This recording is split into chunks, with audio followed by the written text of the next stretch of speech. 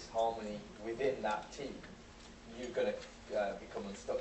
Because what you want, especially in challenging times like this, is everybody to have the same vision, everybody to have bought into the same vision. Your energy aligned, otherwise you're not going to get there. What do you do? Yeah, I suppose it's a difficult question to answer without knowing the exact circumstances. I think honesty has always been, for me, the best policy in business. That, look, if we have an issue with a particular team member, one of our senior execs in the management team, we'll sit down, we'll have an adult conversation. Right? Life's too short to hold grudges or think about things but not actually do anything about them. So we'll sit down, we'll have an open conversation and say, look, what's going on here? Is there a reason why it's not working? Because if they're not putting their weight, it's not working for them for whatever reason. There's going to be an underlying reason why that's the case. You deal with that reason. You've got to find out what the root cause is and then deal with it. So I think it's hard to speculate without knowing what the reasons are. But I would say honesty and having an open discussion with whoever it is that's involved. Say, well, it's not working. Part company, if it's not working, that actually is an excellent question, because I can look back at examples on my journey and think of instances where we just have to draw a line underneath the relationship. Finding the right people to get into business with is absolutely one of the biggest lessons I've learned in business. I've had some big failures where it's been because I've got involved with the wrong partner in business, and it ends up in acrimony. So making sure from the outset, if you're best mates, you've got to make sure that when it's going great, they'll be next to you. When the chips are down, when you've got to struggle, when you've got to burn the midnight oil or sleep on the factory floors, are they going to do that as well? Because that's when people start having disharmony. That's when people start thinking, well, I'm doing it, why is he not doing it? And then you lose your friendship. If you've got relations involved in the business, which is, again, something I've had in the past, you start having relationship issues. Very, very important to make sure you look at that person and see if you can do business with them in the good times as well as the bad. I actually found as well that it was almost the opposite as well, because when the money came in, that's when the problem started. Yeah. We're all happy to work really hard, but as soon as some money started coming in, it was like, oh, how much do I own with this business again? And all of a sudden, it's like, oh, there we go. So it can be both ways, it's really hard to answer. Another question, please, from the top if we can. Whoever's got the microphone, fantastic. This gentleman there, Scar, because you were so quick. My name's Freddie Smith. I just wanted to ask you a question, what you did between leaving university and setting up your first business, and what you did in the way of getting investment to set up that first business. My first business was when I was 16, 17. So I was running a business when I was at university. And usually when people need the first sort of 50 to 75,000 pounds of, they'll exhaust their friends, their families, and fools. 3 Fs. It's true.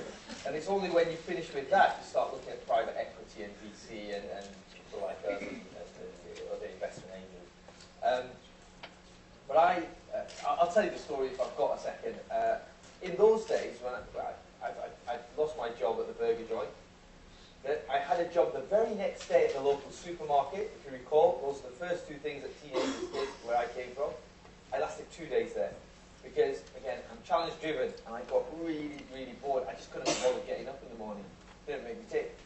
So I lost 2 jobs in 5 days. You can imagine how that conversation went with my dad when I got back. And he got me a computer. Best thing he ever did. Got me a computer, and one of the things that you had in those days, it was the early days for PCs.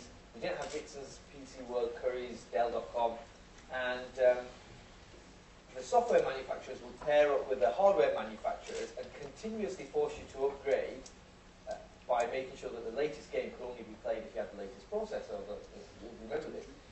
And I wanted to play, I think it might have been FIFA 94, but I couldn't play it because my graphics card wouldn't allow. So I went and sold. I had to come up with an entrepreneurial way of selling it. I sold it in the local paper. But because there wasn't PC World and people knew much about computers, I offered my after-sales service to say, if anything goes wrong during the year, I'll fix it for you as well. So I kind of learned about computers. I charged a bit of a premium for that and made a profit. And I kind of made enough money to buy the game as well and upgrade my computer. I did the same thing a couple of months later, and now I had enough money left over to buy a joystick as well. I went to my father and I said, Dad, can I borrow £2,000? So I've got a clout behind the ear. And he said, what do you want that for? I said, well, I think I can buy and sell computers, and I'll give you the money back after a year. I very quickly started buying and selling computers to school teachers, college teachers, people in the local community, building up, buying them in more bulk, so I got better deals, learning about the good skills that entrepreneurs need, haggling and negotiating, all this sort of stuff, and I paid it back within a week of borrowing that money. So I think it was, in the early days, you usually make up with your enthusiasm for a lack of resources, your energy, your enthusiasm, your time. Obviously, after a certain stage, if you start getting a little bit of success, to allow for cash flow and suppliers, you need to get additional funding in. In the early days, a lot of entrepreneurs will use their time, their energy, their enthusiasm, then their friends and families and fools, to find some resource to get it to a certain stage. That was my first experience of running a business and how I did. I went to my father and had a small loan, which I paid back quickly. And then obviously next time round, if you've delivered upon your promise, you're more likely to get some money, and it does become easier. But there's no substitute for that energy, that enthusiasm, because you're going to need that regardless of whether you've got the money. We've got time for just one more question and one more quick question to add. That's yes, there you go. If you can pass the mic on, sorry. Sorry, we haven't got time for everyone. Cool, sorry about that, guys. My name's Arnold, I'm part of London South Bank's Enterprise Associate Scheme, and recently we've been going to all these investment readiness programs, and we've just been learning about how to go about the whole VC thing. And one of the key things that they kept bringing up, and I'm also reading a book called Beer Mat Entrepreneur, and it's about, well, I'm by myself, by the way, starting up my own business at the moment, and everybody keeps talking about how important it is to have a solid team before most people would really see your business as being viable. And I was just wondering how that affected you. I mean, when you first started up your company, were you just by yourself? Was it like your idea? And how did you go about making up a team? God, we could sit here and I could go through these stories all day with you. When I used to sleep on the back row at university. We used to have 50 people in our year, and I just could not get motivated to listen to the lectures. I used to sleep on the back row, and the second best investment I always say that I made was buying a photocopier when I went to university.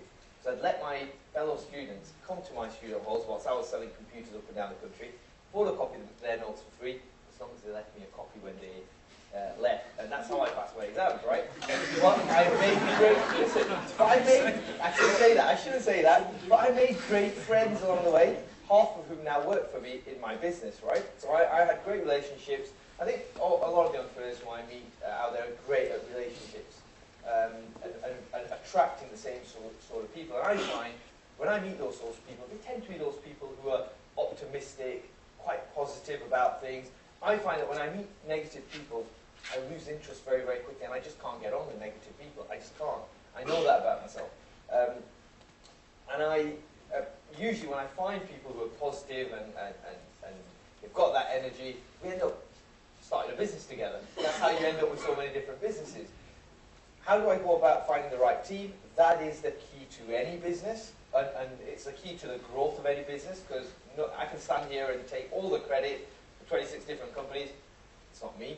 I've got a great team of people whose hard work and superhuman endeavour I can take the credit for.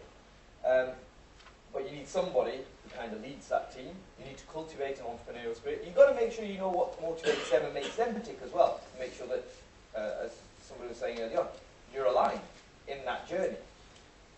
But finding those people, finding those skill sets, I think when I was 26, 27, I got to a point where we had 18 odd practices and a vertically integrated structure with freight distribution, recruitment, and a lens laboratory. I was working 8 days a week. I was working 25 hours a day. I physically could not have kept it up. So what I did was I was very honest to myself. I held a mirror up to myself, I suppose, which is often not a good thing to do. I was very honest with myself in terms of what I wasn't good at. Entrepreneurs don't like, always great at saying what they're good at. Not always so good at saying what they're not so good at. So I had a look and I identified what my gaps were in my skill sets and what I was actually good at. And then I went out literally and plugged those gaps with people who could complement my skill set. Now, the best investment I ever made was my finance director. Of course, everybody needs to know their numbers, right, in business, and that's often why people fail or drag and stand, they don't know their numbers. But I hate getting bogged